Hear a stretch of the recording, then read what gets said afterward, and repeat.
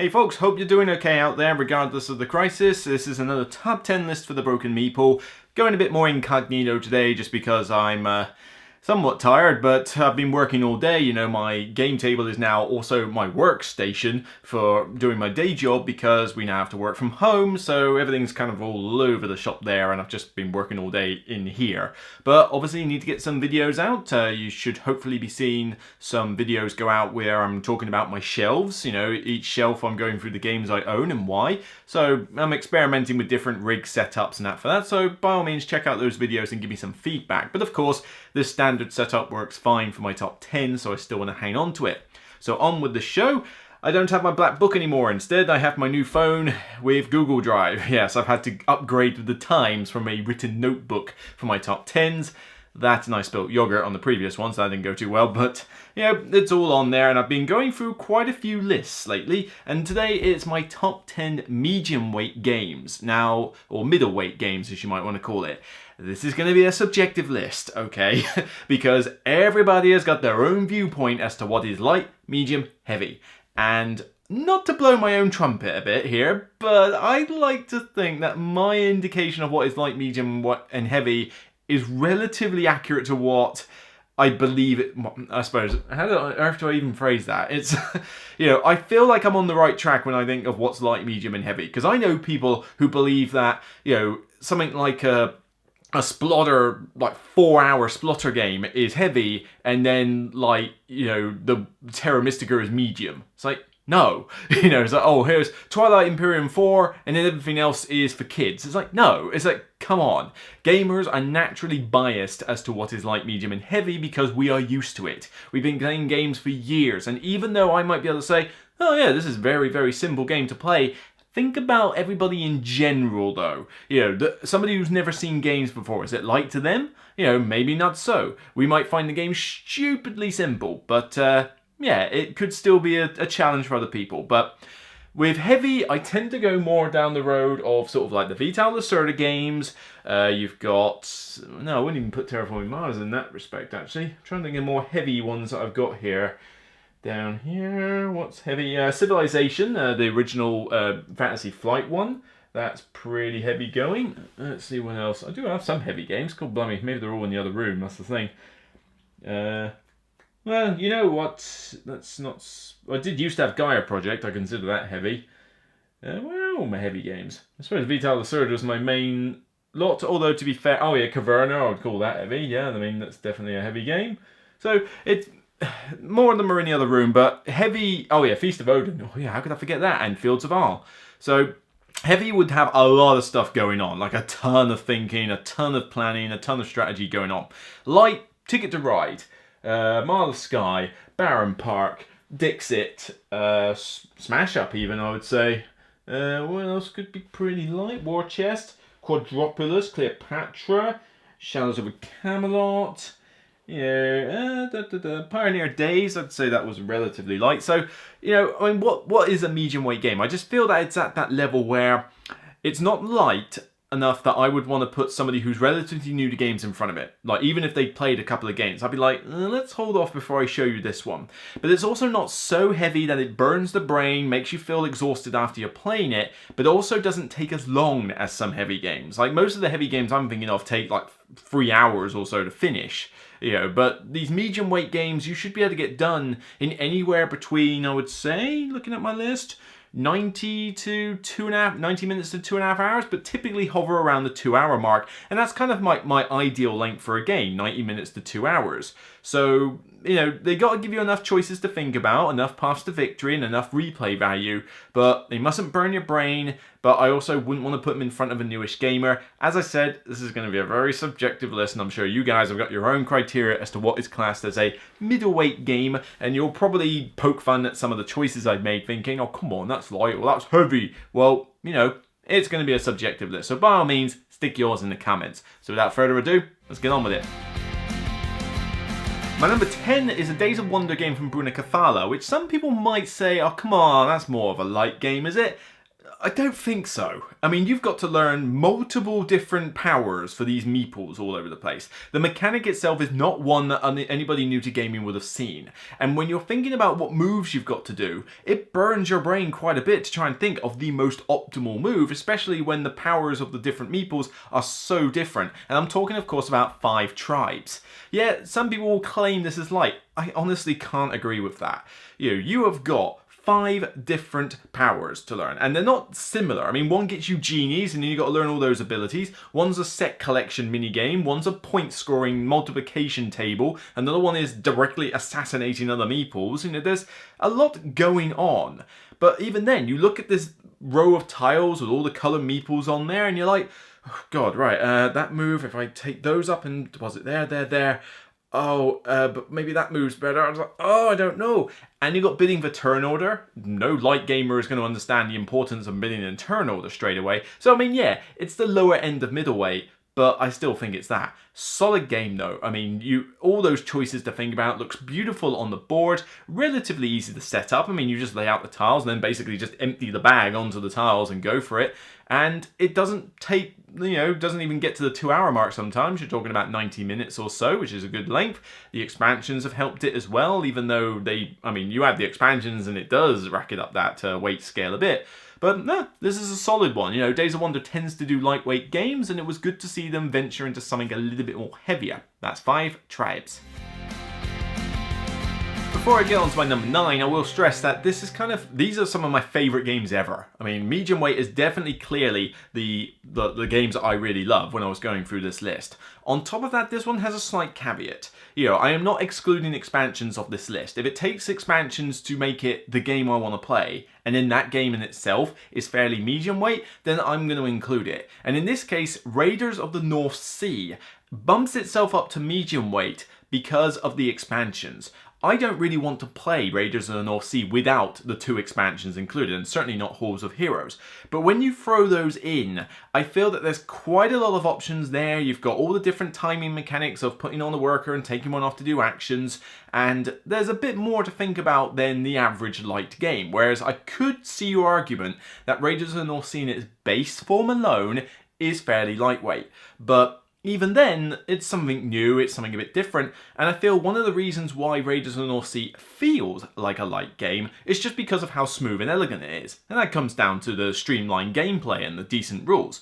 Medium and heavyweight doesn't mean that it has to be the most complicated, fiddly thing to get through. There are heavy games that play out that are pretty smooth going. In fact, we'll get onto that a bit later at the very end. But if it's done smoothly, then it doesn't feel as heavy. But Raiders of the North Sea, when you shove those expansions in, it creates the game I want to play. In the base form, you go raid a few villages and you set up in your town, and that's mainly it. But I want a bit extra. So Halls of Heroes, you get the extra the mead tokens that you can grab for temporary strength, as well as some extra locations to fight, and quests that you can do, which are basically collect the various get the various cards and that, and cash them in for quest things and rewards.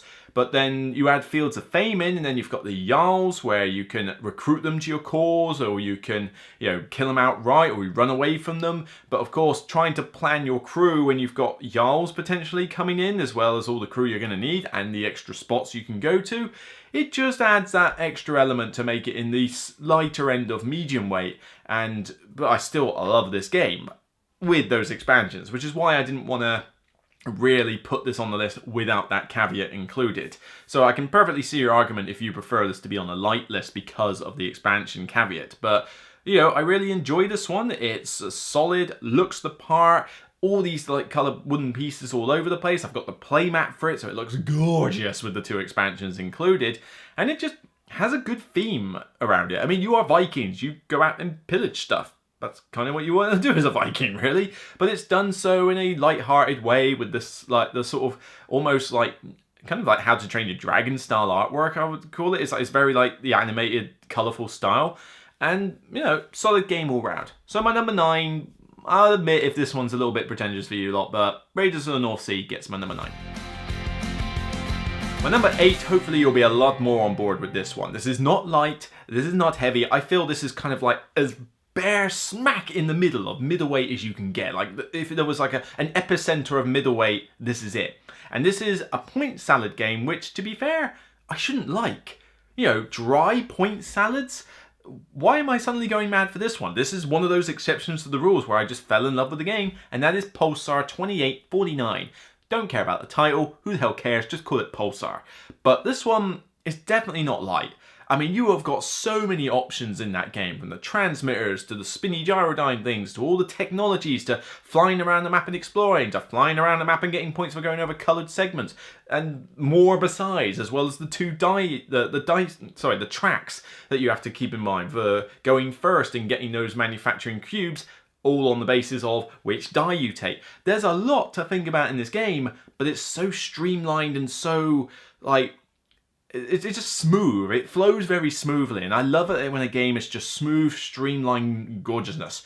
But yeah, come on, this is not a light game. If I put this in front of somebody who's never seen games, they'd go mad with the amount of options there are. But yeah, this is definitely not heavy either. I mean, you can sort of see what's needed. The die has to be exact. There's none of this die is at least the value, so it's crystal clear where a die can and can't go. But I really enjoy this one. I honestly can't, still to this day, can't see why. But it just, every time I play it, it's like, feels like a whole new game because I can try out a different strategy. The technologies will be different. The transmitters that come out will be different. You know, the map will be different. Well, sort of different, but where the exploration tiles are, and even your own HQ board will be different. So there's so much different ways to play the game that it just sings to my love of variety as the spice of life. It looks nice-ish. I mean, yeah, it's kind of a bit abstracty in its sense, but it's got nice colourful bits over there. It kind of looks like a laser Tron game or something, and a bit like a light show. And it just works. I would gladly accept an expansion to this game if they would just throw in some more gold tiles, some more technologies, and just ways to add to the variety rather than more mechanics. But this is one I like to get out every now and again can be done up and dusted in about 90 or so minutes. 2 hours absolute tops with AP players, but usually about 90 minutes, and that's a decent length for a point salad that's dry. One of those ones that stood the test of time for me. I mean, I've already sold Gaia Project because that was dry and heavy and I just never really felt like getting it to the table, but this one just works for me. So number 8, Pulsar 2840, who gives a monkeys? Monkey! And number 7 is one of the Manhattan Project trilogy. Which one? Well, you know, hopefully most of you have figured that one out, and hopefully most of you agree with me on this one. You know, this is my favourite of the trilogy. It is above, head and shoulders above like the other two, and this one is just a nice spin-off in Energy Empire.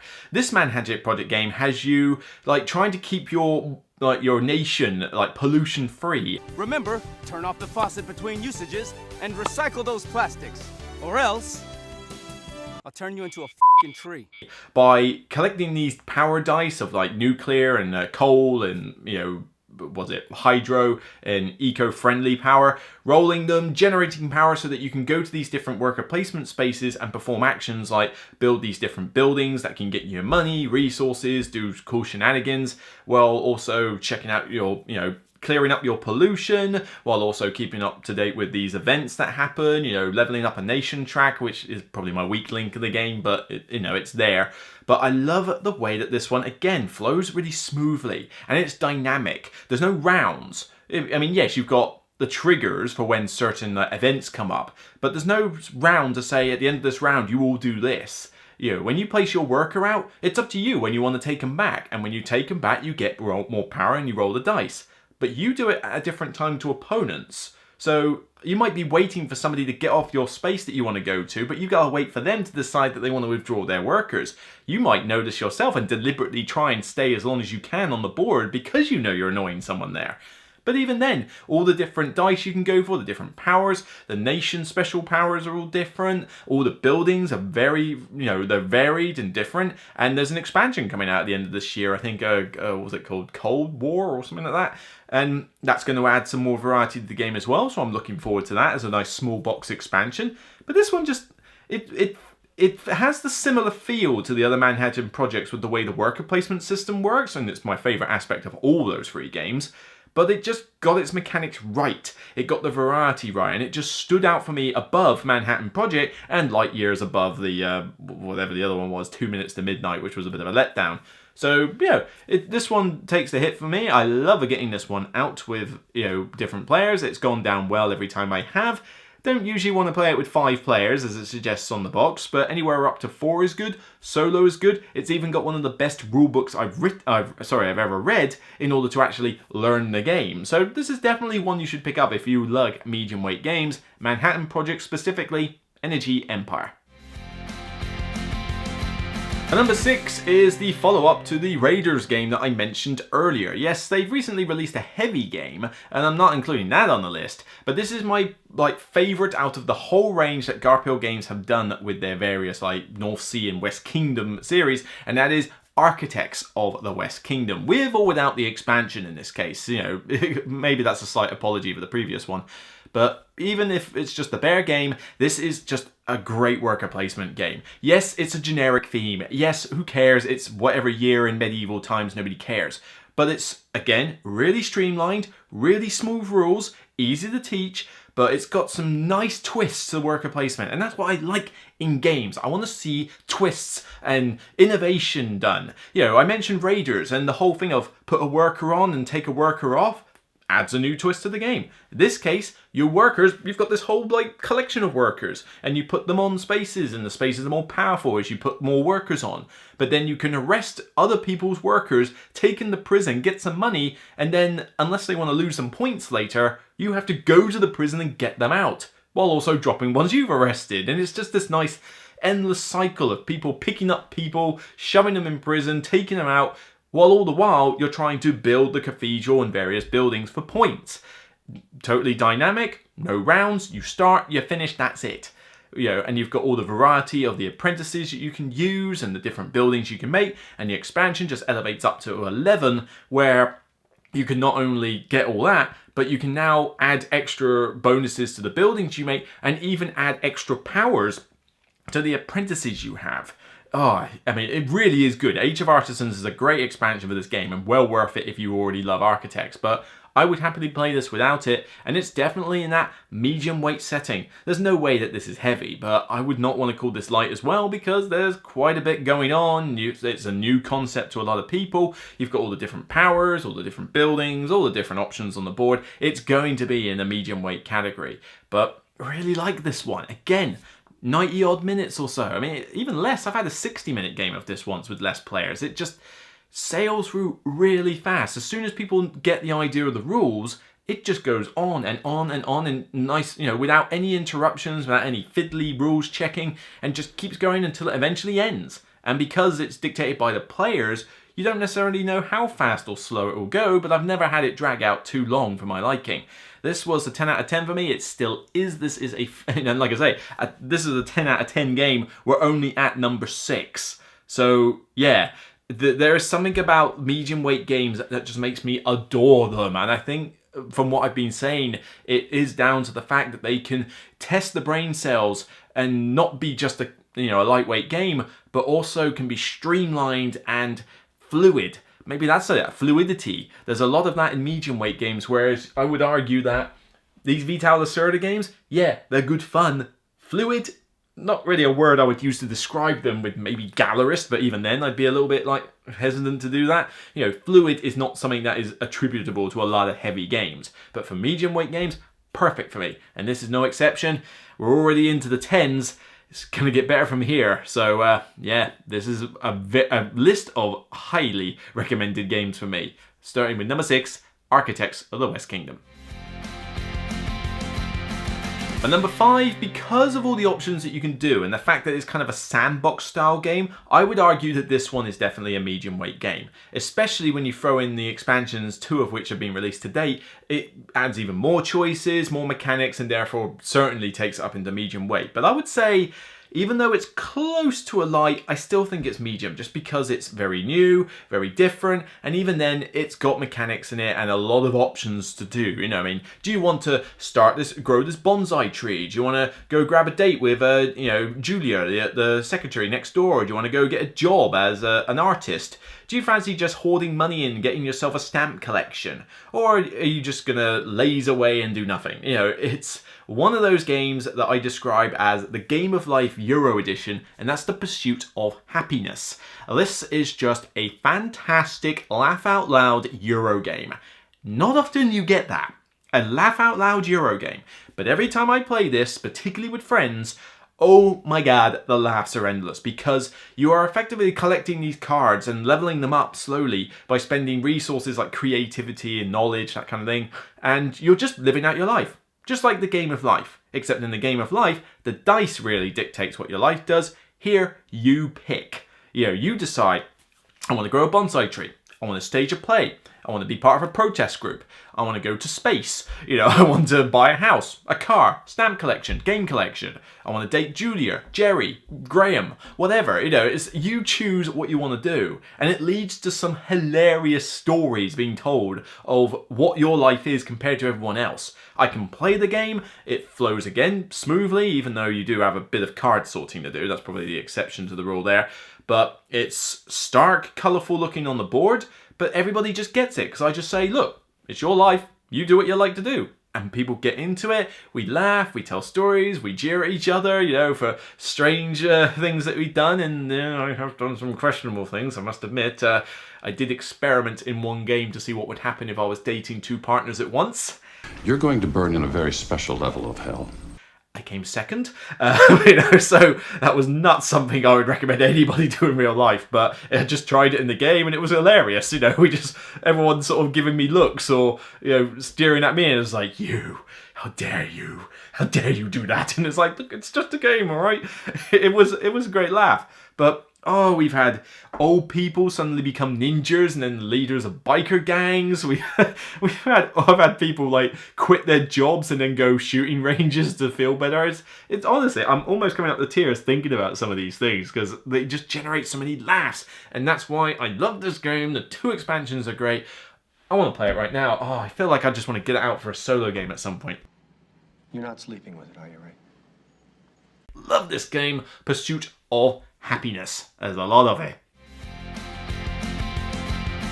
My number 4 is essentially what I would call a 3x game. It's not a 4x, no, it's not like that. But this is definitely my definitive space game. People have their Twilight Imperium 4s, their Exodus Proxima Centauris, their Zyre, Legends of Adrift, etc. This is my space game. And if you don't know what it is, then you clearly aren't focusing on the video very much. This is the one that I bawl on about like crazy as my choice space game from the amazing Brian Lockett and Red Raven games. Empires of the Void 2. Definitely not heavy, you know, it's not like it's got the most complicated mechanics in it, even though the rulebook could be a little better in places, and there is some FAQ that does arise from it, but yeah, it's definitely not lightweight. I mean, come on, you've got all the different races. Hello, my baby. Hello, my honey. Different powers. Are you going to befriend them and get their ally bonuses, or are you just going to conquer them? 3 different resources, the 3 different buildings that you can do, 6 technologies, and 5 different actions. Of course, it's like, when do I want to do this action, and do I want to wait until my partner there does the action, because then I'll be able to piggyback off it. There's too much to do for a light game. So this definitely fits into a medium weight category, and I love this game. I actually taught it as a 2-player to somebody at Aircon recently, and I thought, no, I don't often play it with 2 players. Is it still going to work? Still work for me. I still think it's best with 3 or 4, but certainly I think 4 player is a good sweet spot. But 2-player worked just fine. You still get to enjoy that cool aspect of the game telling stories. You know, Ignacy Trevicek talks about this whole thing, like board games that tell stories. Well, I find this is kind of like the epitome of that description.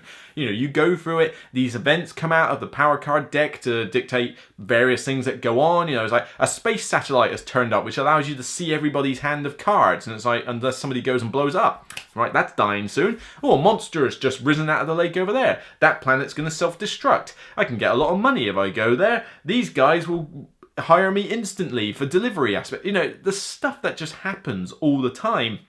And even then, you're telling your own story, because I'm going to befriend this race and this race, probably conquer them, these guys don't get on well, whereas you've befriended the other race that I conquered, and you're trying to, like, we're tug-of-warring over another race. tells a good story of a space exploration style game. And did I mention it looks gorgeous? Oh, Instagrammer's wet dream this is. This is one of the most beautiful games I have in my collection. You good looking. The artwork for Ryan Lockett is already astounding. Something about Empires of the Void 2. The colours, the way it all looks. Maybe I just like space artwork, I don't know. That could be something to do with it. But oh my god, every time I get this out on the table, I lose concentration as to what I'm doing because I'm too busy staring at how gorgeous it looks. I love this look. I would have the artwork for this all over the walls if necessary in my room or something. Ah, that good. But yeah, honestly, give this one a try. I was already a fan of the first edition. This is very much different from the first edition in terms of the mechanics, but the theme is very similar to the first edition. And this is definitely the one I would pick. I mean, if you do happen to have the first edition, fantastic. I used to have it with the print and play expansion to it. But yeah. Oh, this is staying in my collection and it's never going to get tired for me. I love it. I would love to see more variety for it. Maybe like a mini expansion, wink, wink, nudge, nudge.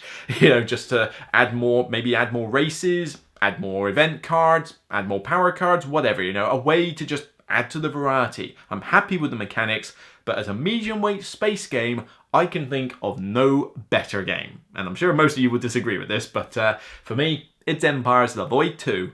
That's my number 4. My number 3 and my number 2, oh blimey, these were hard to rank. Very hard indeed. I was like, oh, I don't know. And it's like, which way do I go? And then I thought, well, one of them requires an expansion to be at my number 2, whereas one of them doesn't. But then even then I thought, well, yeah, but then I already was doing that with Raiders and North Sea, and at the end of the day, I mean, you could put these on the same level. I really do love both of these games. So my number 3 is from 2018. It was one that I didn't even play until some point in 2019, sort of middle of the year. But as soon as I played it, I was like, Luke, you know, how dare you? How dare you? Ow. But how dare you not to, like, you know, play this game sooner? What took you so long? Because it suddenly rose to number 1 in my retrospective list of 2018. Go check out that top 10 list. Vindication. Now, this is not for everybody. I have played this with a few people, and some people have really liked it, and some people hate its guts. It's definitely one of those Marmite style games, I think. I don't think you can kind of go, it's alright. I feel like it's either going to sing to you or it isn't. For me, sings to me. Yes, the theme is pretty thin. You know, it's mostly kind of an abstracted game. But I love the mechanics in it, where you've got those 6 different attributes that you're juggling the cubes around in order to see, like, I need strength, I need wisdom, I need, you know, knowledge, that kind of thing. But I love the variety in this game. The end game triggers, the 3 different types of companions you can have that are all unique, the monsters that you can kill, the relics you can collect, the traits you can attain. My god, the variety, the mounts you can get, the locations you can have. The variety in this game is off the friggin' scale. It's insane. And I love that, because every time I play it, it's a completely different game. And I can decide what I want to do, because it's effectively a sandbox game as well, and that's another characteristic I like. You know, do I want to have my own posse of a ton of followers with me? Do I want to even vindicate myself? Should I go ride Mothra? That's what my friend tried to do in one game, you know, get your highest level mount, which is effectively a giant moth. Do I want to go kill a ton of monsters? Shall I just harvest relics like a Tomb Raider? Shall I, you know, decide, you know what, I want pets. I want to have an army of pets, so I need some followers and then I'm going to get pets. Whatever. Do what you like. It's so much fun just picking out what story you're going to tell. People have, like, vastly different landscape, like, tablescapes in front of them, and it's not that difficult a game. I mean, it's not light, it's not heavy, that's why it's a medium weight, but you know, once you get the initial rules out of the way, the turn sequence is pretty straightforward, things make sense, you know, there's not a lot of rules checking involved. There's definitely a lot of options you can do, but it's not like there's dumb choice and right choice. It's more a case of which choice do you want to do, and certainly it's nowhere near like heavyweight. So it's a bit of a mammoth to set up in terms of its like box and board and that. But I think it looks great. I think the artwork's pretty decent. The component quality is really good. But there's just something about a sandbox game that allows me to play a Euro sandbox, which you don't get a lot of. Most of them are kind of like thematic sandbox games, whereas this one feels like a Euro sandbox. But I love it. All the variety in the world gives me just what I need from that aspect, as well as giving me a fairly streamlined but completely different game every time. Wish I'd played this one sooner. Love it. Vindication. So my number 2, yes, this, like I say, borderline the same with Vindication, and this one, caveat, does need an expansion. I mean, it is certainly a medium weight game with the expansion. I would argue it's probably a medium weight game without it, to be honest. You know, some people call it light. I think that's pushing a bit too far to call it light. And that is Viticulture. Certainly because the way I always play it, like without fail, is with the Tuscany stuff all thrown in. I mean, not every single part of Tuscany. Nobody needs the cheese board or the cow board or whatever, the olive oil board.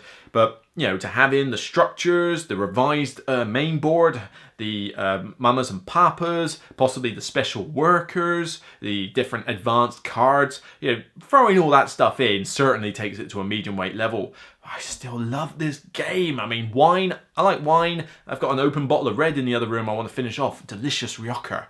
But I adore this game. The theme is strong. I mean, granted, you have to kind of sweep under the carpet the fact that your grapes last many years.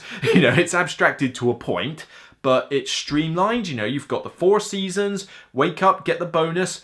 You've got 4 action spaces per season. You decide if you want to go to a spot or skip to the next season. And as you do, you get the more bonuses and different actions come apply. And just, you basically, I mean, everybody finishes the round and then starts a round at the same time, but the part when you finish each season is dynamic, and it's just a nice, pleasant theme that's pretty strong. You have your vineyard. What are you going to do? A tasting room and invite loads of tourists around? Are you going to do cheap wines? Are you going to do expensive wines? Red, white, sparkling, rosé? Are you going to ignore wine entirely and just open up a restaurant or cafe? That has been done by me with the structures. I pulled out a restaurant and cafe. They wanted grapes. They didn't really care what wine I shoved in it. Fine. I'm running it, you know, somebody else can make the wine. I'm running a restaurant business. And there's all sorts of cool stuff you can do in this game with the variety of cards and path to victory and like the path to victory that the structures open up. But even then, even if you just went without the structures and decided, you know what, I just want to make wine, it's just a nice, smooth, fluid game again. Get your vines, get your grapes, get your wine, sell the wine. Rinse, repeat, and it's a process that people can get into. Yeah, you've got to teach the different spaces, you know, that's what kind of makes it medium weight. There's a lot to consider, but people know how wine's made. It's not like I have to reiterate the process of making wine. People understand, right, vineyard, grape, wine, vineyard, grape, wine. You know, it's a standard process. Works for Vinos, it works for viticulture as well. But yeah, I will admit, without the expansion, this would drop further down the list. You know, it's like, I'll play the Essentials Edition, but I'll always be thinking, I really want Tuscany. It is definitely like one of the best expansions a game ever got. It elevated it to 12, not just 11. And with it all included, it's gotta be a medium weight game. Still love it. It's dropped down my top 100 at this point a bit because I haven't got it to the table as much, and certainly, like I say, more games are getting released, but still love this one. Would still love to play it at some point very soon.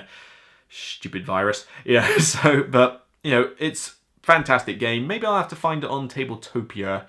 Yeah, maybe I'll buy the premium edition and get it on Tabletopia. We'll see. Like I say, Viticulture with Tuscany, excellent medium weight game.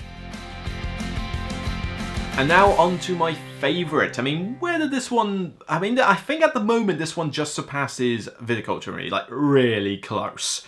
But this is getting closer to the heavier category of games, but I still consider it medium weight because the mechanics themselves are pretty straightforward. The rulebook could have been a little bit clearer, yes. Works best at 4 players by far, yes.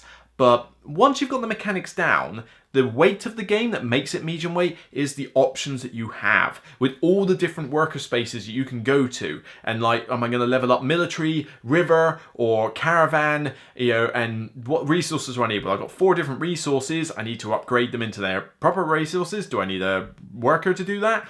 Well, I could go to that space, but then if I put it there, you know, all these things to consider. And completely out of the blue, never heard of it. Bought it at Essen last year, love it a bit, gave it a 10, watched the review for Terramara. This one is just singing to me. Honestly, it just seems like this game was designed for me. We want to test your brain, okay? Check. We want it to look good, Okay, Michael Menzel's artwork, check. We want there to be plenty of options, but be relatively streamlined and fluid, check. You know, we want to give you multiple paths to victory, check. We want to give you a ton of variety, check. Modular board, check. Oh my god, it just ticks all the boxes for me. I wish it was as good at 3 and 2 players as it was with 4. Minor annoyance, but I still will happily play it with 2 and 3. But I just love the way that the board is totally different every game because you set up these planks with the spaces on in different orders for each game. Yeah, some will come up more often than others, perhaps, you know, you might deliberately pick some for ease, but you know, you could literally just go, right, pick boards out of all this slot, don't even show me, and I get to see a brand new board. And then you've got all the different bonuses you can grab, that tailors your strategy. You've got the cards that come out, all of which give you cool abilities or more point scoring opportunities. Your player power, that you start off with a kid power, that's like a really strong ability. But then at any point during the game, at the start of a round, you can flip it over to its adult side and it turns from a cool ability to a cool scoring opportunity. But you lose the ability. When do you do it? Do you do it? You know, do you go straight to adult at the start of the game? I've done that before. Or do you just stay a kid for the rest of your life and have that really strong ability that doesn't get you points, but hopefully accelerates more of the game? So many ways to score points. You know, it's almost like a point salad in its respect. But I love, again, innovative twist. The idea that the workspaces, they're all available, but if you put your worker on a space that's further out than your starting areas, then the worker doesn't come back to you until the round counter catches up with the worker. It works thematically and it just adds a new, like, thinky layer to this game. It just completely took me by surprise because I didn't even look at a lot of Quined Games stuff before. You know, I mean, Firenze technically doesn't count because it wasn't Quined Games originally. But a lot of their stuff I wasn't desperately looking at. I mean, they were picking a couple of like themes I wasn't interested in. But then, you know, they did the remake of Carson City. Sweet. They then brought this one out. I saw it at Essen. I thought, that looks good. I'm intrigued. Tell me more. I played a 3-round demo of it. I bought it on the spot. It just sung to me. And check out my review. Spoiler alert. Love it to bits. But yeah, honestly, I feel this one's going to fly under the radar for a lot of people. And it really shouldn't. I love this Euro. It just works. Yeah, okay, it's not the perfect game ever. It could have some improvements in its rulebook and, you know, like some FAQ moments here and there, but I just love playing it because I try something different each time. And even if I try something that I've already tried before, I just have fun with all the different like worker spots. Has someone taken the space? Have I got enough military to go onto their space? I want the cards. Oh Christ, I'm not far enough up of the river. You know, I could move down the caravan. If I don't move fast enough, I can't use certain spaces. It just, variety and streamlined Euros. Love it. Terramara is my new #1 medium weight game. You'll have to wait and see where that goes on my top 100 though, because it's obviously brand new to it. So yeah. I've gone goo goo gaga this list, haven't I, really? You know, and I'm not surprised. I mean, I started from number 6 as games that I originally ranked a 10. You know, are they still 10s now? We'll have to see in my top 100, but and even then, 5 Tribes, I think I ranked that an 8. You know, that's an 8. And then everything else above that was 9s and then 10s. These aren't just games that I like. These are games I love. Medium weight games just sing to me. I don't know what it is. You know, like I say, fluidity, streamlinedness, thinky but not too thinky. You know, quick but not too quick. Who knows? I can't pinpoint the exact reason, but hopefully, as you've heard me literally like go goolally over some of these games, you might figure it out for yourself. So, Patreon choice, and this is where people are probably thinking, hang on a minute, Luke. Where's a certain giant game on your list? And it's like, this is going to be a contentious point, but the Patreons have voted for it. I personally don't think it's medium weight. I think it's on the borderline just above heavyweight. Scythe. What? So, okay, calm down. I said this was a subjective list, but this debate for whether Scythe is medium or heavyweight could go on for days. You know, it's certainly one of those games that I can see the argument both ways. And I was thinking about it on this list thinking, oh, this is going to be like my #1 or #2 if I put this on there. But is it medium? Is it heavy? It's so close to that borderline. It's ridiculous. You know, it could literally just sort of hang off it or stand on top of it and be in the same spot. It's crazy. But the Patrons obviously voted for it, and I love this game. Scythe is amazing, I love it. Easily my favourite product that Stonemaier has put out. Actually, yeah, I'd say it's still my favourite, even though Wingspan is very close to it, actually. But, you know, with this one, I feel that you've got a fair amount to teach at the start of the game. This is not one that you can really just jump in and play. But you've got an an engine builder. Engine builders are quite tricky for some people to pick up, and you've really got to be efficient with your board, otherwise you're not going to do well. That takes more than just 1 or 2 games to get the hang of. You've got all the different nations with their different abilities and different technologies that they can do. You've got the factory cards, but then on top of that, you've got, you know, the combat rules, you've got the, like, you know, the stuff you can build, the stuff you can buy, like resource-wise, the upgrades you can get, every board being different. I feel that with this one, yes, it's definitely streamlined in the sense that it flows smoothly, especially when you know what you're doing. I mean, the game's going to just go lightning fast with that. But remember what I said at the start about these games feeling lighter than they actually are. I personally feel that the choices you have to make, the efficiency of which you must run that engine to do well in, and just the variety of stuff that you can do, I feel elevates it just above, a smidgen outside of medium weight. Particularly, again, throw in the expansions, Wind's Gambit and the extra races, yeah, it definitely, I think, becomes heavyweight at that point. And also, yeah, you throw the recent one in, the, what was it called? It's not called Wind Gambit, what was the other one? Fenris, yeah, that expansion, you throw that stuff in, and it definitely elevates it to heavy at that point. But base game, I still think just a smidgen above the heavyweight line, but I can easily understand if you think it's medium weight. Hell, you know, the majority of my Patreons thought the same way as well, and I'm totally on board with it. Fantastic game. If you want to consider it as a medium weight game, then stick it somewhere in my top 3, because that's how high it would have gotten, you know, definitely. But I just feel it's not quite there. It was such a hard decision to make, but, you know, I had to give the vote to some other ones, and at least the Patreons caught me up on that. So yeah, I mean, what else did I consider for this? You know, looking on my Google Drive here, oh, the list goes on. I mean, The Ancient World, again, Ryan Lockett, fantastic Euro remake. Rajas of the Ganges, which is sitting over yonder, you know, underrated Euro. The Suburbia, medium weight, city builder. The collector's edition is fantastic, like in terms of looks, just a bit fiddly to get to the table. Let's see, Scythe, I did consider. Sid Meier's A New Dawn, the Fantasy Flight one.